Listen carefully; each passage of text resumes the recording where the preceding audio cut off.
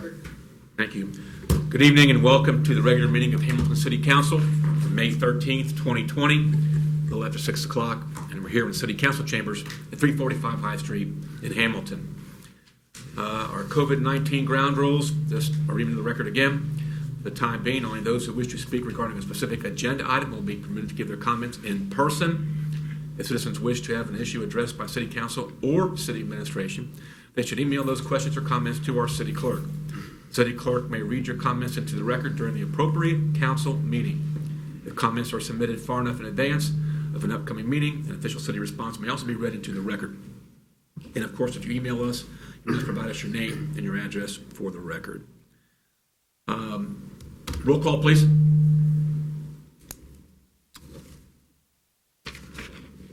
Pullman, Present. Fear, Present.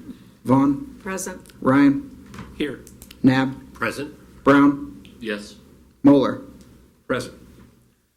We're off an offering of prayer by Vice Mayor Eric Pullman, followed by the Pledge of Allegiance. Please stand if you are able.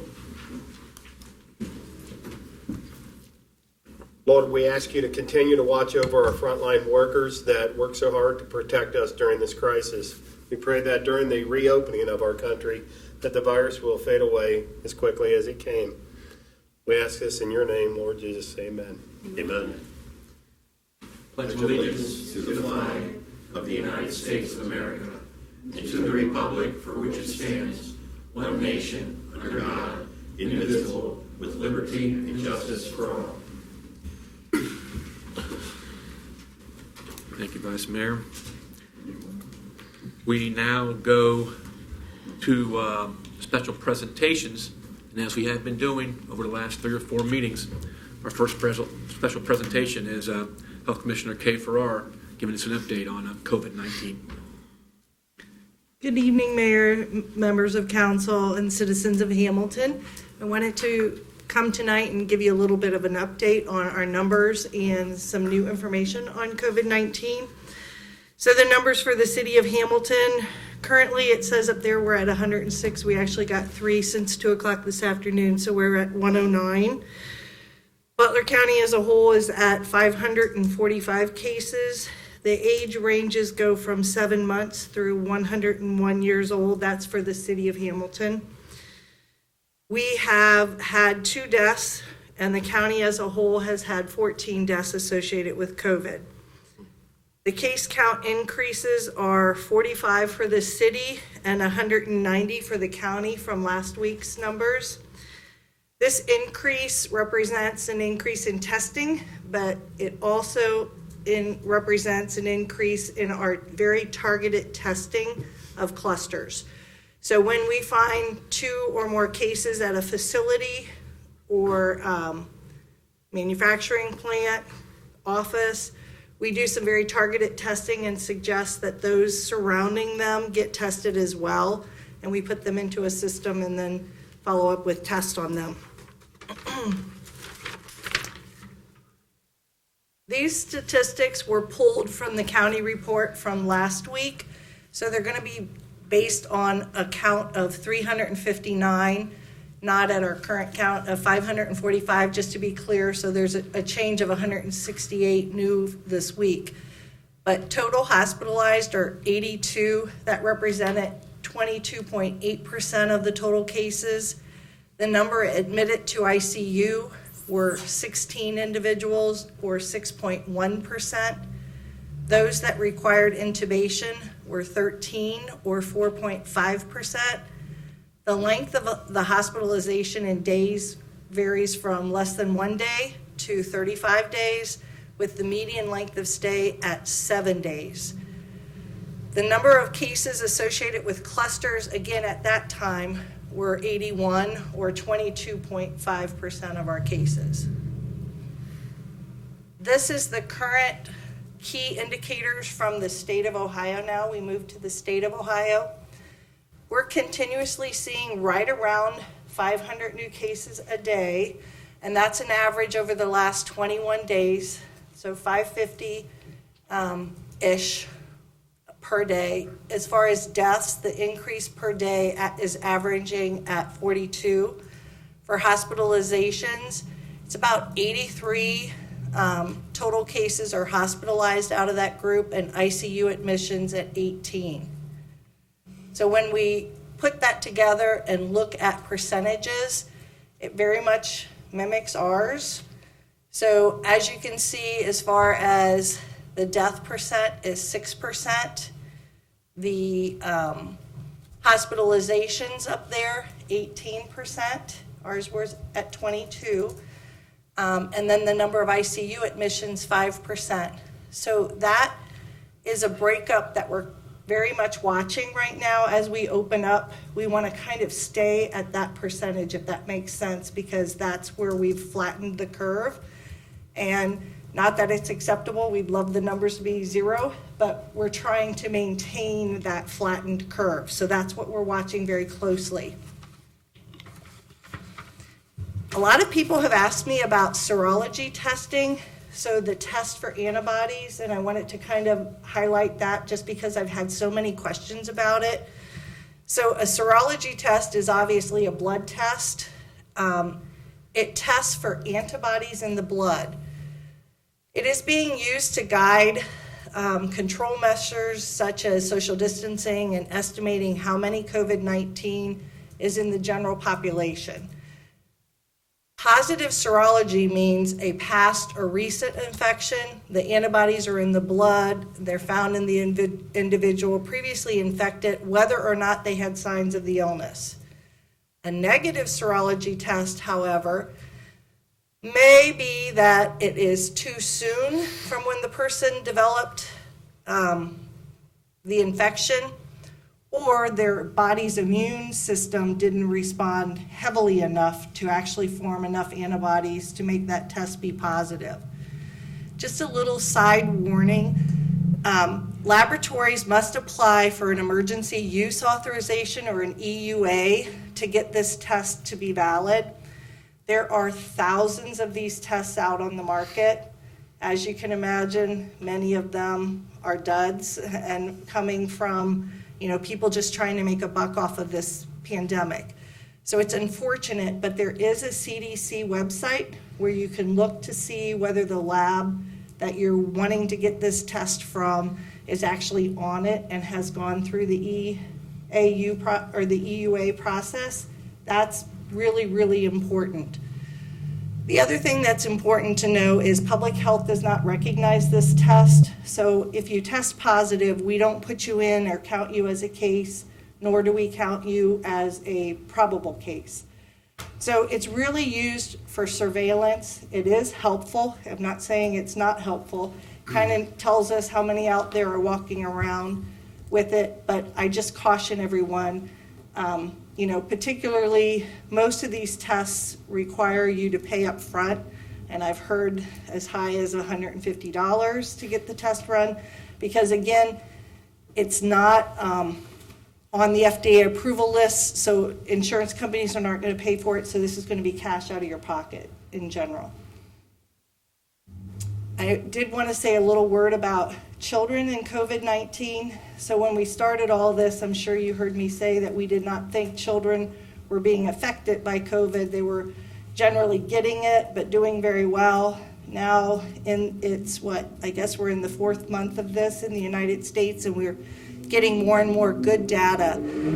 There have been 150 cases of a very unusual response in children.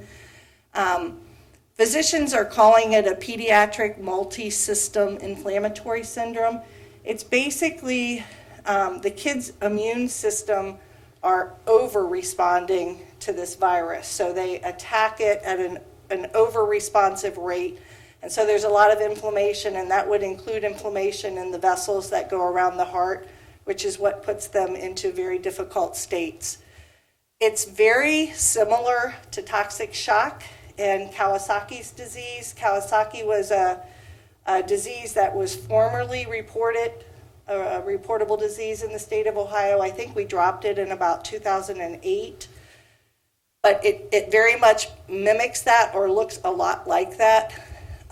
The state of New York has reported 73 cases. They, of course, are one of our hot spots. So they have 73 children, And they've had 3 deaths just recently, which included a teenager and then 2 children that were under the age of 8. So it is something kind of new that we're seeing. We're on the lookout for it now. We're educating physicians, pediatricians that this exists. And basically the kids show up mostly with a rash, sometimes some reddened fingers and toes with some little lumps on them. But pediatricians are definitely being educated about it, because as soon as we know it, and like I said, there's 150 cases around the United States, then we can put our heads together and warn people about it. I believe that is all I had for you. Are there any questions for me? Any questions? I've got 2 really quick ones. The 7 days of hospitalization for Hamilton, how does that compare with the state and the national? Is that Pretty typical.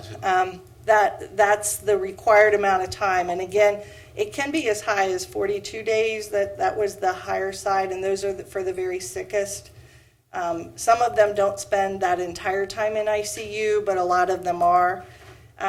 They've developed a new procedure where they call pronating the patient. So ventilators don't seem to help a whole lot because of this whole glass effect of the lungs and its inelasticity. So what they found is if they can put the patient in a prone position for 6 hours a day, it's really helping. So that's also very new. I'm hoping that will help, along with the fact that when we talked about the antibody testing, another use for the antibody testing that I didn't mention is it's helpful to know if somebody does have antibodies, because if they donate plasma and we can use that plasma on some of these very sickest people, it seems to really turn them around in a very quick pace. So it's another good use for that antibody test. And then the 22% cluster number for Hamilton, how does that compare with Ohio and national? We're seeing a lot of clustering, which is in a way a good thing, because we're kind of learning where it's coming from. So it allows us to go right in to that place of employment and to work with the employers and to kind of see how their setup is. And again, push that social distancing piece, making sure everybody's chairs and desks are 6 feet apart, that we don't share our work utensils and pens and pencils and computers, and also the wearing of masks while they're generally walking around does help. It is a airborne illness. So it does at least give us a peek into some things that we can maybe do. You always hate when you feel helpless, because you just, there's nothing that you can offer anybody, but if at least you can go in and say, well, here, we can do this differently, let's try this, at least you're giving some helpful advice. So the clustering is helpful. Any other questions for? I do, Mayor. Please. Okay, tell us a little bit about testing stations. And we've read about other states, other municipalities that have drive-up testing stations and things. What's the status here in Hamilton? We had the testing station out at Fort that was in combination with Little Clinic. So Little Clinic and Fort went together. Fort actually just gave their facilities so that they could conduct the drive-through.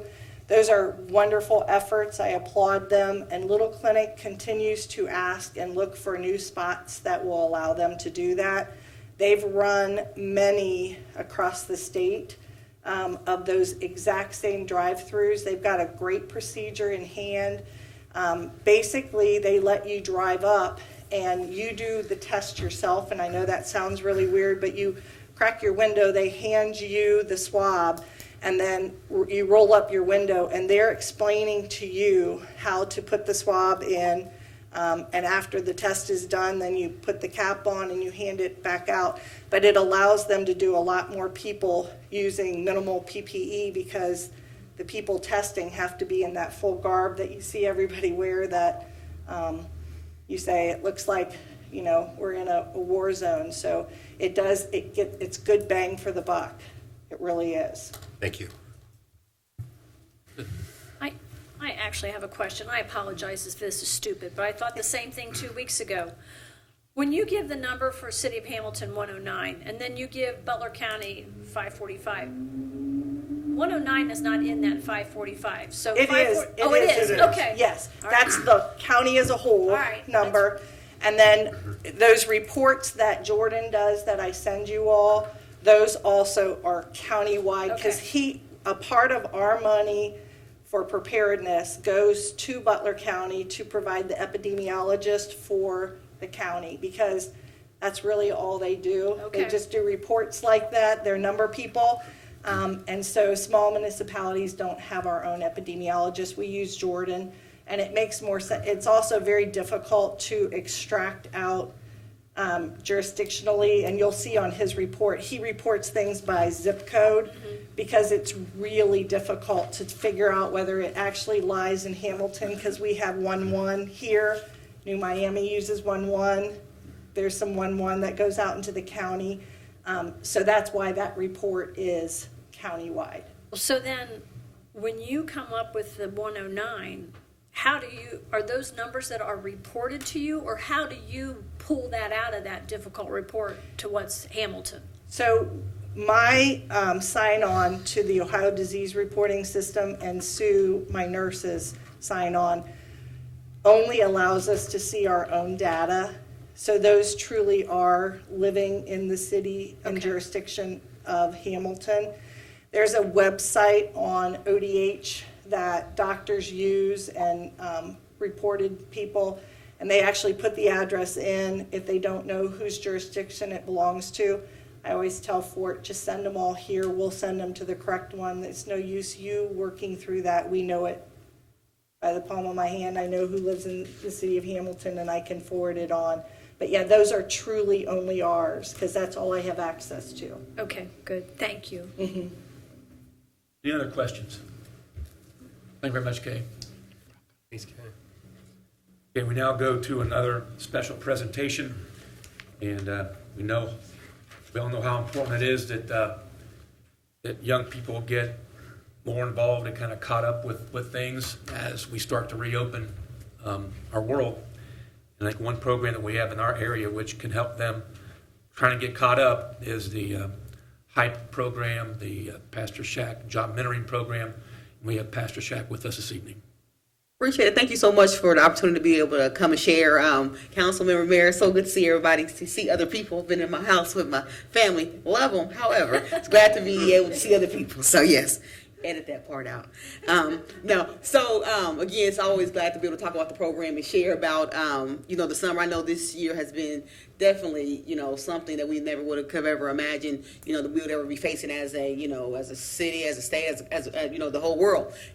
Like you were saying, Mayor, we're trying to offer some normalcy, and, we are planning to have the mentoring program this summer, obviously with all the guidelines that are in place to make sure that we're adhering to those, but also we're definitely putting in, we're going to, make sure that we go above and beyond to make sure that our kids are safe to be able to have the program, like limiting the numbers of the kids, we're limiting the time that we'll have the program, we're looking at doing a lot of things outdoors so that we're able to really spread out with less number of kids, but still being able to provide a mentoring component this summer. And also we're looking at doing some things online as well to be able to offer to more kids so that would not be able to join us because of decreasing in numbers for the program to be able to have it. So those are some of the things that we're just looking at doing to be able to still move forward with the program. This is our 5th year, so we are super excited about that. This is one that we'll never forget.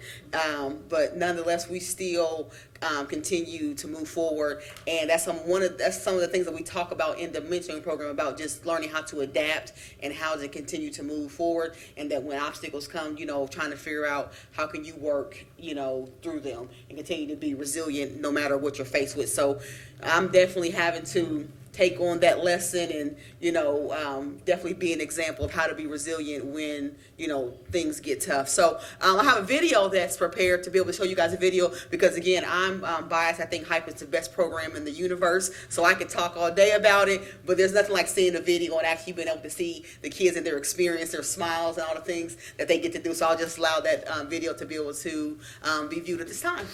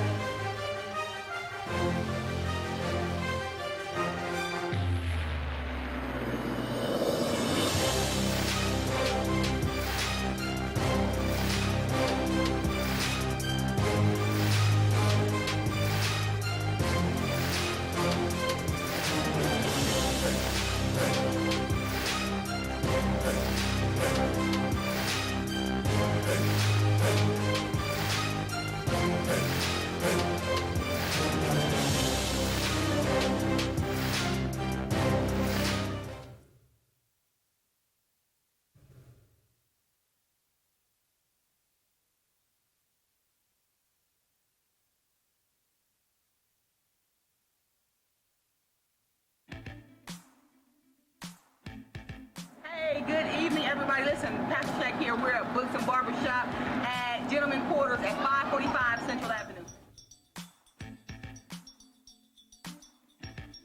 Books and Barbershop, free books, free haircuts, free snacks, arts and crafts. It's a family fun event. So bring the whole crew. Join us. We'll be here from 5 until 7 p.m.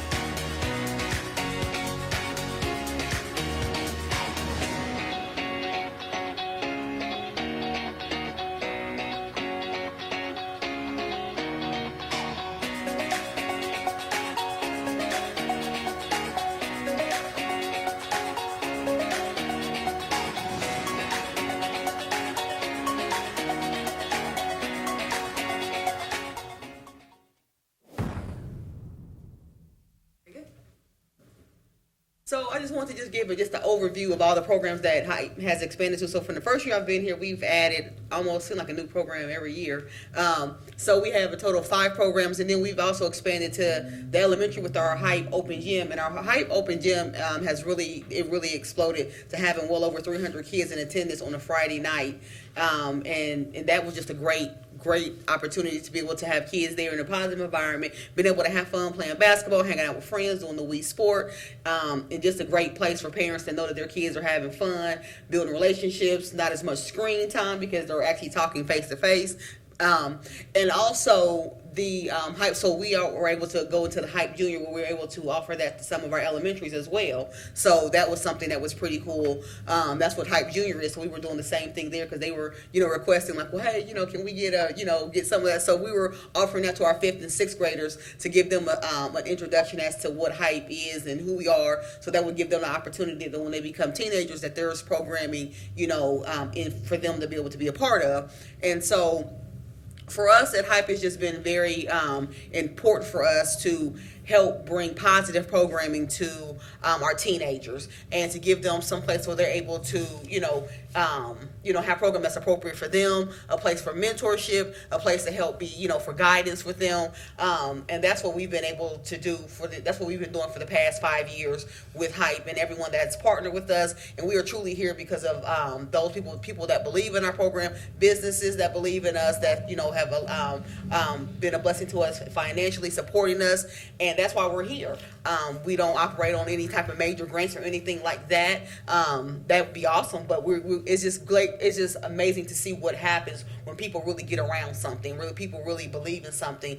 That we're here. We're still here 5 years, still operating, and still being able to provide positive, exceptional, and quality programming for our kids. My thing is I want to give kids an experience when they come to Hype, not just throwing something up against the wall and hoping to stick, but really thinking through it and making sure that it's something that will stay with them, for life as they begin to build their families and graduate college and graduate high school, all those different things. We hope that, that we can say that Hype, there's a piece of Hype inside of them, outside of their village, their family, but that we can be an extension of that. So that's what Hype, has been trying to do. We've been working hard to do every year for our community to make it better. That's the reason why I moved home 5 years ago, is to be a part of the process here and to be a part of that population of making sure our teens have great programming. So it's been fun. It's been challenging. It's been a lot of tears, but again, it has been all worth it when you see people get behind it in the community. And then when the kids are calling and texting, hey, Pastor Jack, is the program coming back? Hey, do you have a space for me? Hey, when is the next? This is like, wow, okay,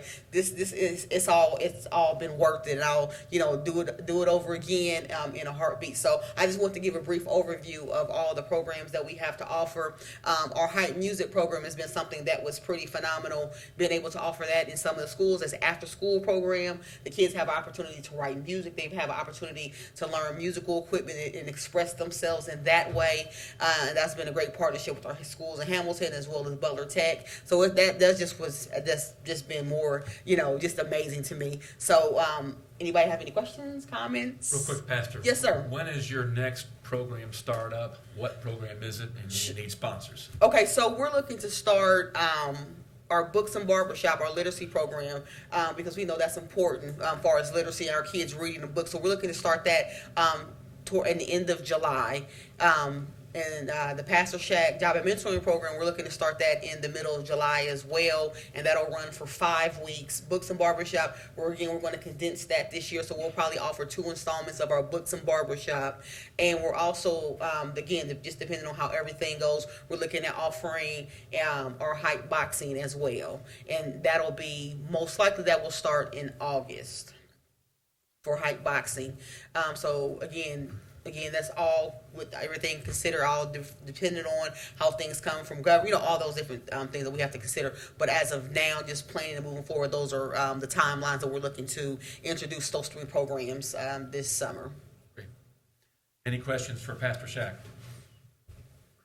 Thank you for your leadership and your public service. And also, we can go to our website, hypehamilton.com. So you have any more questions, or you can find us on Facebook or find me. So again, I appreciate the opportunity to share our do. Thank you. Thank you. Thank you. Okay. If you're ready, Mr. City Clerk, any audience or citizens' emails you received since the last council meeting that you wish to read into the record that are related to the agenda that we have before us at this time?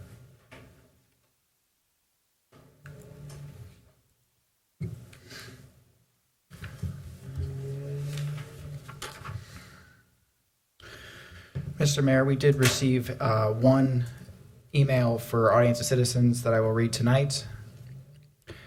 It is from Mr. Bob Batterson of 850 Franklin Street, Hamilton, Ohio, 45013. Mr. Batterson writes, I just want to thank TV Hamilton for providing coverage of the city council meetings. I watch each meeting and gives me the opportunity to do so without leaving the house in these times. Thank you, TV Hamilton. Very good. I think it's important to mention that it is Police Memorial Week. Hamilton Police Department's been actively involved in that annual event year after year. While there is no ceremony in Washington, D.C. this year, for I think the first time in 39 years, there will be a tribute video. There will be a virtual candlelight vigil. And it's sad, but it really hit me. There's 307 new names of fallen officers added to that memorial this year. And because of that, I think we should do the right thing and have a moment of silence for the fallen officers over this past time frame, as well as for their families.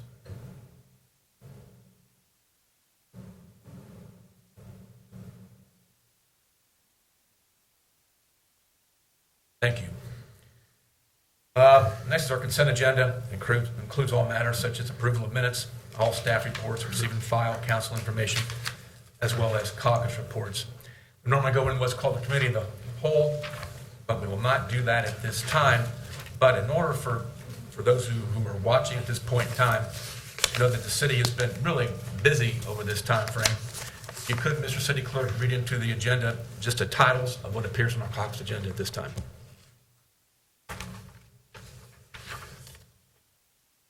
All right. Caucus agenda item number 1, recommendation relative to the approval for a liquor permit stock change for J.M. Barney's Inc., first floor and basement, and beer garden 2504 Bennyhoffing Avenue, Hamilton, Ohio 45015. The property is on the screen. Number 2, a recommendation relative to a change order number 1, contract number 17-43, Main Millville Eden intersection project. Number 3, recommendation relative to change order number 1, contract number 20-03, interior renovations, Fire Station 24, Megan Construction. Number 4, report relative to the options for resident disposal of refuge at Hamilton's transfer station in accordance with the Rumpke Refuge Collection Contract. 5, recommendation relative to approving, adopting, and enacting the 2020 replacement pages to the 1998 codified ordinances of the City of Hamilton, Ohio, and repealing matters in conflict therewith. 6, recommendation relative to a request for conditional use approval to operate a major automotive repair business at 1000 and 1001 Fairview Avenue and 1015 Sims Avenue. This property is located in I-2 Industrial Zoning District. Number 7, recommendation relative to a request to approve changes to the City of Hamilton zoning ordinance, HZO, by amending the sections 1108.00 glossary, section 1121.00-B-2 Community Business District, section 1122.00-B-3 Central Business District, section 1123.00I-1 Limited Industrial District, and section 1124.00I-2 Industrial District. Number 8, recommendation relative to a request to amend the zoning ordinance of the City of Hamilton, Ohio by number 1, revising the section 1111 Commercial Design Standards, Concrete Material, and Class 4 Vehicle Storage as conditional use. 2, revising section 1110 Residential Design Standards for Detached Accessory Structures. 3, revising section 1131 Special Provisions of the Zoning Ordinance pertaining to the new residential structures on substandard lots, City of Hamilton applicants. And then number 9, recommendation relative to a request to amend the zoning ordinance of the City of Hamilton, Ohio to add the five new land use types to the zoning code. They are number 1, supportive housing, large; 2, supportive housing, small; 3, clinic, high intensity; 4, clinic, low intensity; 5, inpatient rehabilitation facility. Those are all the caucus reports. Thank you. You read number 4 that's got to do with the Rumpke Refuse Collection Contract. And I'll set the motion at this time regarding that particular agenda item. Okay, motion made by Councilmember Brown, seconded by Councilmember Vice Mayor Eric Pullman. All in favor to pull that one from the consent agenda to be discussed, please say aye. Aye. Opposed, same sign. Hearing none. That one is pulled. I believe you have it at your desk, the caucus report on that. And I believe that we're going to have a summary of that from Adam Helms. You'll kind of give us an idea of what we're looking at here. I think you're asking us to give direction at this time. Is that correct? Correct. Okay. Good evening.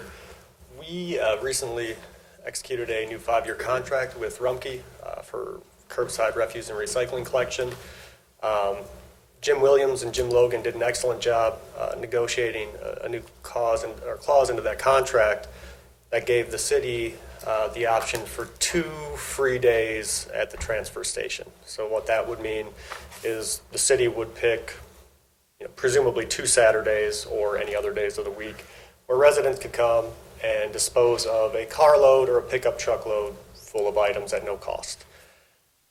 We talked about it internally a little bit, and there were some concerns with possible traffic backups onto 3rd Street with people lined up to use the 2 free transfer station days if we limited it to 2 days. I also had some concerns about the flexibility that provides for our residents to utilize the transfer station.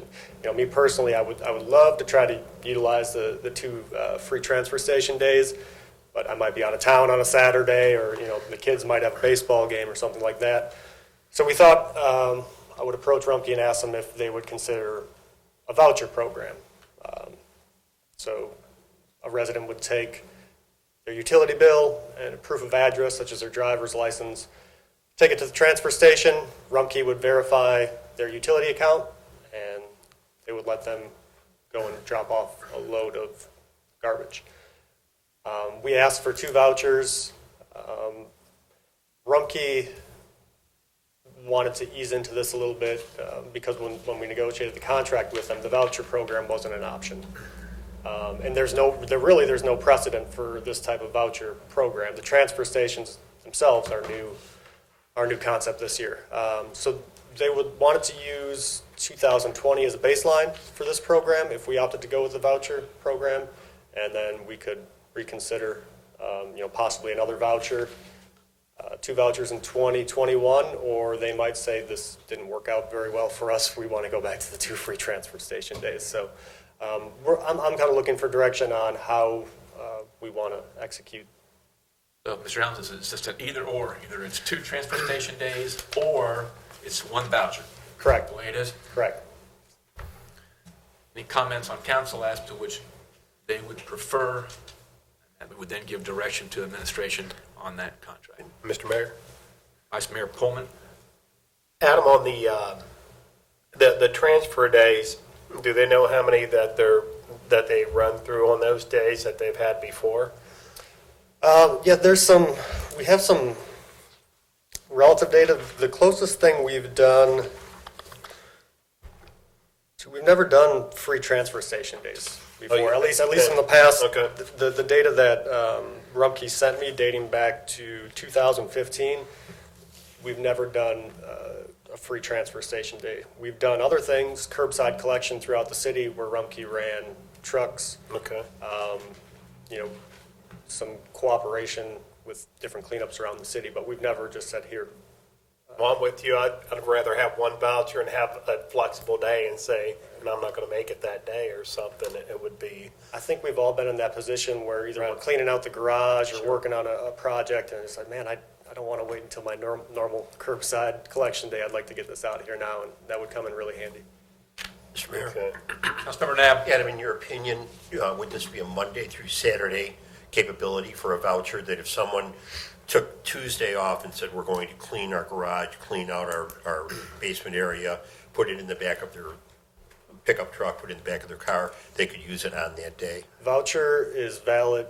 The one-time voucher would be valid during normal transfer station operations. Thank you. Or operation hours.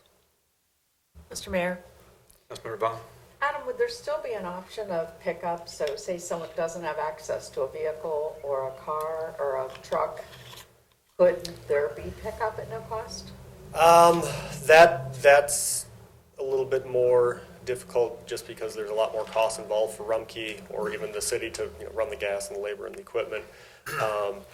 That's something we've been working on and I hope to work on to provide as a service, kind of like an on-call pickup. Now, obviously, we can't do it for free, but with the voucher program, and I suppose no different than if we did 2 free Saturdays, this gives our residents the opportunity to cooperate and collaborate with their neighbors. So if a particular neighbor knows that, hey, I have an elderly person that lives next door and I'm going to run to the transfer station anyways, maybe he or she might be able to run their stuff to the transfer station. I think it also gives the city and maybe the Department of Neighborhood some flexibility to coordinate neighborhood cleanups. Where we say, hey, we're all getting together on Saturday, we all have our vouchers, right? So let's clean up the neighborhood and take it over the transfer station. That's a great idea. Thank you. Mr. Mayor? Please. Adam, where it says to identify 2 Saturdays, how are they going to keep track of somebody not trying to get a 3rd Saturday in? I mean, they're going to present a utility bill as... Yeah, so Sue at the transfer station attendant, has a list of our utility accounts and the customer numbers. So when somebody comes in with their utility bill, they're simply just going to cross it off a list. Okay. And so if somebody would try to show back up with utility account number XXX, they would say, no, you're already here. Okay, You're so still welcome to in drop law- off your stuff, but you have to Yeah. pay us the fee. Okay, Yeah. thank you. Adam, if you will, I believe the fee is $50. Am I correct? It's $50 for a pickup truck and it's 20 for a car, I think, isn't it? Yeah. I have it in here somewhere.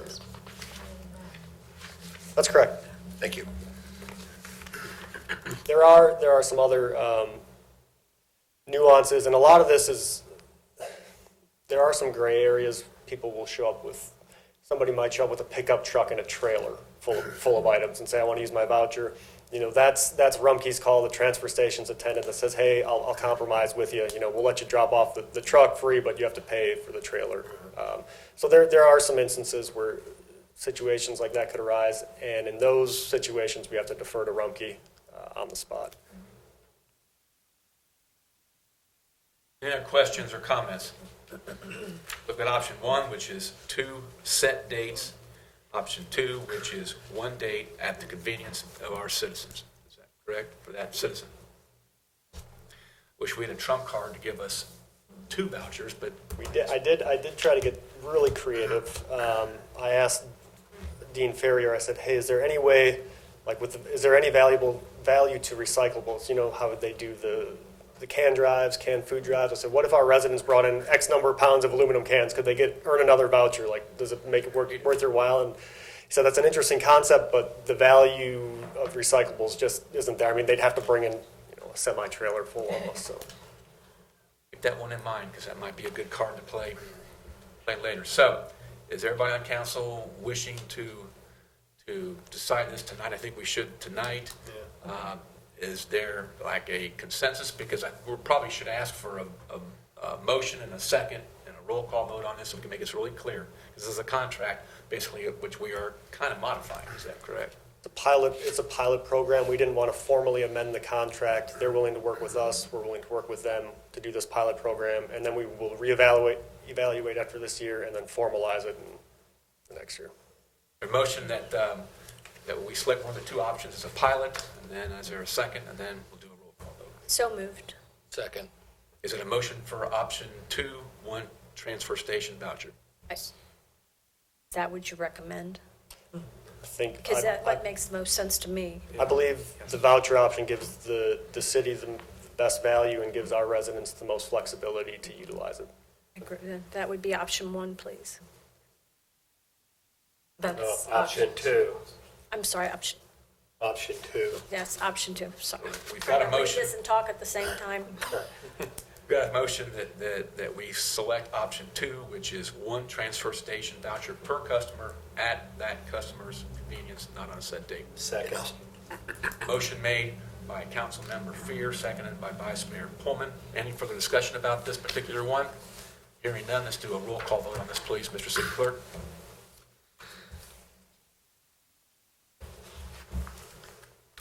Pullman, Yes. Fear, Yes. Vaughn, yes. Ryan, Yes. Nab, Yes. Brown, Yes. Moeller. Yes. Motion adopted 7-0. Okay. Now, with the motion, with the exception of that item, the council received the reports on the consent agenda and concur in their recommendation. So moved. Second. Motion by Councilmember Nab, second by Councilmember Ryan. All in favor, please say aye. Aye. Opposed, same sign. Hearing none, that motion is carried. We now go to council actions pertaining to legislative items. And I'll take the motion at this time. So moved. Second. That motion then is that a note be made upon the minutes that each member of council was furnished with a printed copy of each item of legislation prior to being considered at this meeting. Is that the correct motion, Mr. City Clerk, that we're looking at? That is correct. Okay. Motion made by Vice Mayor Pullman, seconded by Councilmember Brown. Yes. All in favor, please say aye. Aye. Opposed, same sign. Hearing none, we now do go to the new legislation part of the agenda. Agenda item number 3, first reading of an ordinance involving Short Street Alley. An ordinance vacating a portion of Short Street Alley, portion located at 1157 Central Avenue, situated in the 2nd Ward, City of Hamilton, Butler County, Ohio. City of Hamilton applicant. Okay, thank you. We go to agenda item number 4, first reading of an ordinance involving the final plat and vacation of some property located in the 2nd Ward of the City of Hamilton. An ordinance to approve the final plat for 1157 Central Avenue, dedication of part of Lot 26270 and vacation of part of an existing 12-foot wide alley situated in the 2nd Ward, City of Hamilton, Butler County, Ohio. Hamilton Convenience, LLC, property owner. Thank you. Let the record reflect that after each title was read, we do have a screen version of what the bird's eye view is of the property that we are having a first reading on. So we go to agenda item number 5, first reading of an ordinance involving excess energy sales. An ordinance authorizing the execution of excess energy sales schedules with American Municipal Power Incorporated, AMP. Thank you. We go to agenda item number 6, 2 readings of an ordinance involving supplemental appropriations. An ordinance making supplemental appropriations for current expenses and other expenditures of the City of Hamilton during fiscal year ending December 31st, 2020. Mr. Mayor, Councilmember Vaughn. I move the rules be suspended and said ordinance be read a second time by its title. Second. Motion by Councilmember Vaughn, second by Councilmember Fear. Roll call vote, please. Pullman, Yes. Fear, Yes. Vaughn, Yes. Ryan, Nab, Yes. Brown, Yes. Moeller. Yes. Motion adopted 7-0. Second reading of that ordinance, please. An ordinance making supplemental appropriations for current expenses and other expenditures of the city of Hamilton during the fiscal year ending December 31st, 2020. Mr. Mayor, Councilmember Vaughn. I move the ordinance be adopted. Second. Motion by Councilmember Vaughn, second by Councilmember Fear. Any discussion about this particular ordinance? Hearing none, roll call vote, please. Pullman, Yes. Fear, Yes. Vaughn, Yes. Ryan, Nab, Yes. Brown, Yes. Moeller. Yes. Ordinance adopted 7-0. Thank you. We go to agenda item number 7, which is a resolution involving some street improvements, intersection improvements. A resolution authorizing and directing the filing of a grant application with the Ohio Department of Transportation ODOT Safety Funding Program for improvements to the High Street State Route 129-Hampshire Drive intersection. Mr. Mayor, Councilmember I Nab. move the resolution be adopted. Second. Motion by Councilmember Nab, second by Councilmember Brown. Any discussion about this one? I know Rich is not here, but I hope at some point in time there's some discussion that on eastbound westbound 129, that you turn right from Hampshire Drive onto 129, that there could be raised lane dividers, because when you come off of Hampshire and make that right turn, I've seen too many cars drift over into the left westbound lane on 129. I just think there's just some near misses over there. And I just hope it gets discussed, because other folks have approached me with that, saying, like we have on Nealon, as you approach, I think it's Williams over there, Williams Fairview. There's a lane divider there. It's like a concrete lane divider, and you will not go over that lane divider because you'll mess up your car, you'll get jolted, and some folks might need a jolt when they jump on the 129, turning right off of Hampshire Drive. But that's for Rich to hopefully work on, but that's just my addition, which may assist or may not assist. Any other discussion about this particular resolution? Okay. Roll call vote, please. Pullman, Yes. Fear, Yes. Vaughn, Yes. Ryan, Yes. Nab, Yes. Brown, Yes. Moeller. Yes. Resolution adopted 7-0. Okay, we now go to that part of the agenda, which is the audience of the city manager. Anything you wish to bring to our attention, sir? One item. I was advised earlier tonight that the Citizens Committee for July 4th is recommending that there be no parade and no fireworks. I personally think that fireworks is something that can be done safely. And I can understand if the Citizen Committee does not want to support that, or the foundation is nervous about that, but it's Independence Day, and I truly believe that we could have a firework display and keep people safe. I understand not having the parade, I understand not having the density in the downtown, but I'm certainly I would not be a fan of not having fireworks on Independence Day. And I think there's ways that we could work with the community to, A, keep people safe, but B, do it in a fashion where we could crowd fund or fundraise the money to pay for that display.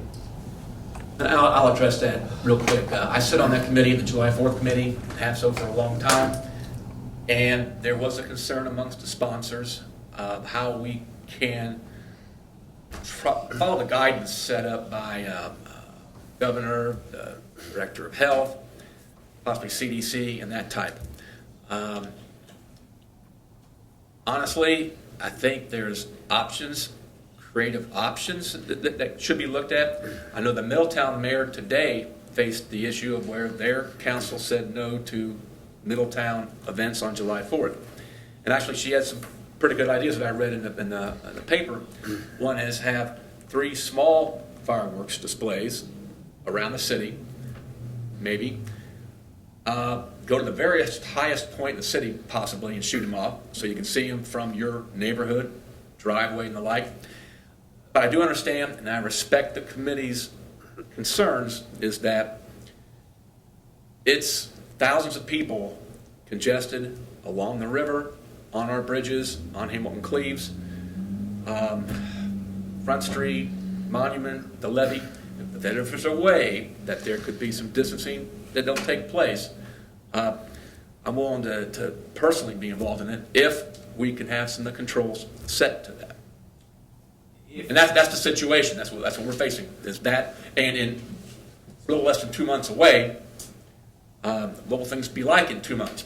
And I noticed the press release that I read mentions that what we know right now here in May, the current information we have about COVID-19. So that's kind of where the committee was at. They felt they had to make a decision. That was their decision. Well, with your permission, I would like to bring back some options for council 2 weeks from tonight. And if council does not like any of the options, I will respect that. But I would like to work with some folks and provide some options so you can make the determination if we should have the fireworks or not.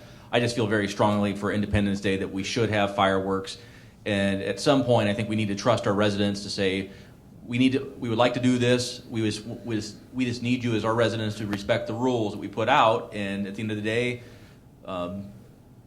we just have to hope that they will respect that. So, with your permission, I'd like to present some options and let you evaluate those options 2 weeks from this evening. Well, worth discussing. I will tell you right now, our amount of fireworks that we've been shooting off the last 2 or 3 years has been 18,000 to 20,000, and it has been heavily sponsored by philanthropic folks. I don't believe there's a whole lot of money to fund right now that could be donated out to a private. Actually, this could be quasi city to a degree, but that committee's funds it's minimal right now because the sponsors didn't put in, thinking that this is going to be happening, a cancellation.